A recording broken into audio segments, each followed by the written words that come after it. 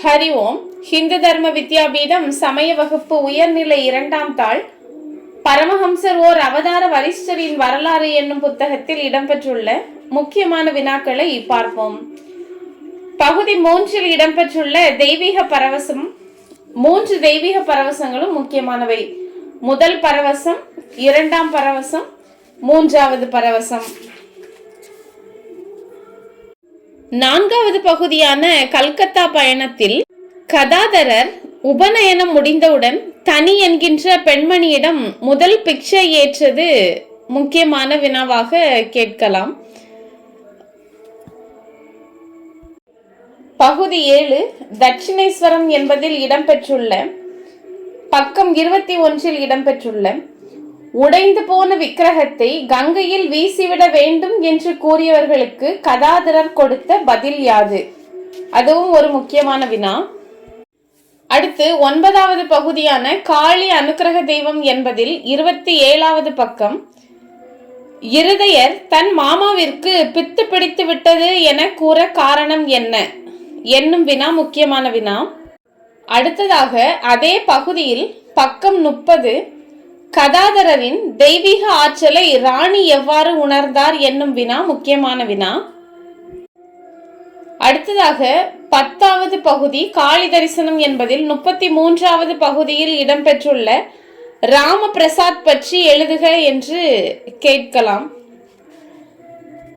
இந்த காளி தரிசனம் பகுதியில் ராமகிருஷ்ணர் அதாவது கதாதரர் அன்னையான காளியை காணாமல் எவ்வளவு ஏங்கினார், அதன் பின்னர் எவ்வாறு கண்டார் என்பது பற்றிய வினாவும் முக்கியமான வினா.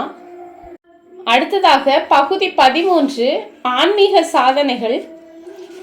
அதில் பக்கம் 45இல் இடம்பெற்றுள்ள மதுர்பாபுவின் நம்பிக்கை அல்லது மதுர்பாபுவிற்கு ராமகிருஷ்ணர் மேல் மரியாதை வர காரணமாக இருந்த 2 நிகழ்ச்சிகளை எழுதுக என்ற வினா முக்கியமான வினா.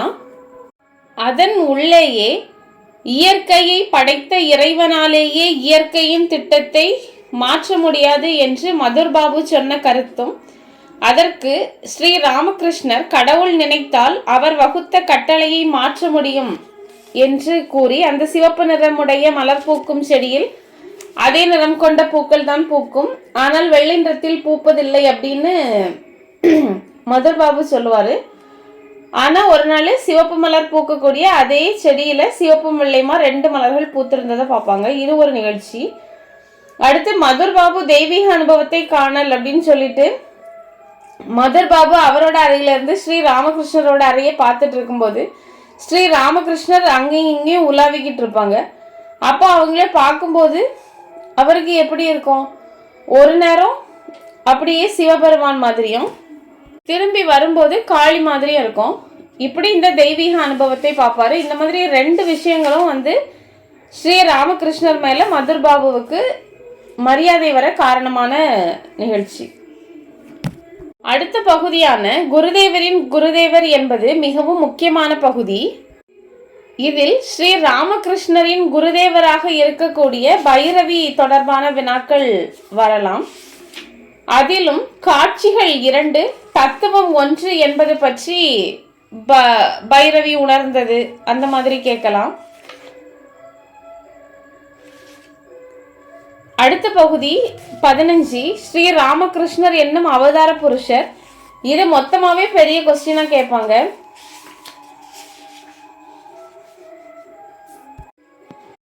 அடுத்ததாக பகுதி 17இல் 5 பாவனைகள் என்பதில் இடம்பெற்றுள்ள 5 பாவனைகளையுமே தனித்தனியாக கேட்கலாம். சாந்த பாவனை, தாசிய பாவனை, அப்படி 5 பாவனை தனித்தனியாக கேட்கலாம்.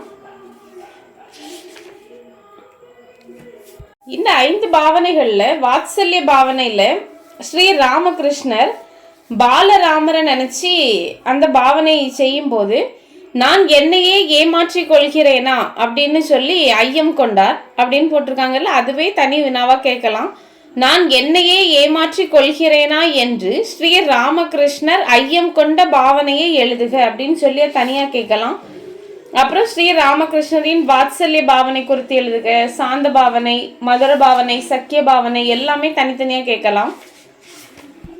அடுத்ததாக பகுதி 19 பரமஹம்சர் ஸ்ரீ ராமகிருஷ்ணர் என்னும் பகுதியில் ஸ்ரீ ராமகிருஷ்ணர் தோதாபுரி சந்திப்பு குறித்து விவரி என்பது முக்கியமான வினா. இதே பகுதியில் பக்கம் 78 ஸ்ரீ ராமகிருஷ்ணர் அத்வைத உணர்வில் திளைத்திருந்தது குறித்து எழுதுக என்பது முக்கியமான வினா. பகுதி 20 பரமஹம்சர் சில பதிவுகள் என்னும் பகுதியில் பக்கம் 83 மதுர்நாத் பாவனை சமாதியில் மூழ்குதல் அந்த பகுதியும், அது தொடர்ந்து பக்கம் 85 ஜெகதாம்பா, மதுரையின் மனைவி ஜெகதாம்பா ரொம்ப உடம்புக்கு முடியாமல் கஷ்டப்பட்டுட்டு இருக்கும்போது அவங்கள எப்படி ஸ்ரீ ராமகிருஷ்ணர் சரி பண்ணாரு அதுவும் வினாவாக கேட்கலாம். பகுதி 23 கேசவ சந்திரசன் என்னும் பகுதி மிகவும் முக்கியமான பகுதி. அதில் ஸ்ரீ ராமகிருஷ்ணர் கேசவர் சந்திப்பும் பக்தர்களின் வருகையும் பற்றி எழுதுக அப்படின்னு சொல்லி தனி கொஸ்டினாவே கேட்கலாம். அடுத்ததாக பகுதி 24 இல்லறச்சீடர்கள் தனி வினாவாக கேட்கலாம், பெரிய கொஸ்டின். பகுதி 25 துறவி சீடர்கள் பற்றி மொத்தமாக பெரிய கொஸ்டினும் கேட்கலாம், இல்லைன்னா ஏதாவது சீடர்கள் பற்றியும் கேட்கலாம்.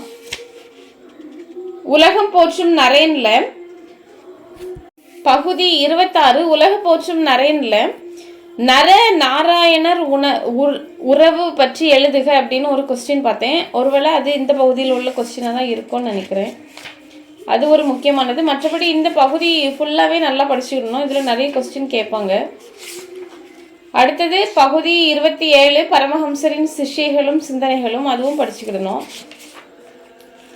அடுத்தது பகுதி 28 குருதேவரின் பற்றும் கொடிய புற்றும். இந்த பகுதி லேசாக ரீட் பண்ணி வாசித்து வச்சுக்கோங்க. அடுத்த பகுதி 29 குருதேவர் என்னும் கற்பகத்தரு, இதுவும் தனியாக பெரிய கொஸ்டினாகவே கேட்பாங்க. இந்த பகுதியில் பக்கம் 148 கல்பத்தருநாள் அப்படின்னு கல்பத்தருநாள் அங்கேருந்தே தொடங்கும். ஆனால் லாஸ்ட்டில் தான் கல்பத்தருநாள் பற்றி கொடுத்துருப்பாங்க. இது ஒரு முக்கியமான வினா, இதுவும் அடிக்கடி கேட்பாங்க.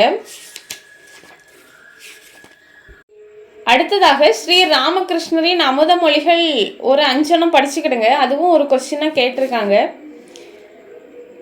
இவ்வளோ பாருங்க. இது போக நான் ஏதாவது கொஸ்டின் பார்த்தா திருப்பி சொல்கிறேன். நன்றி.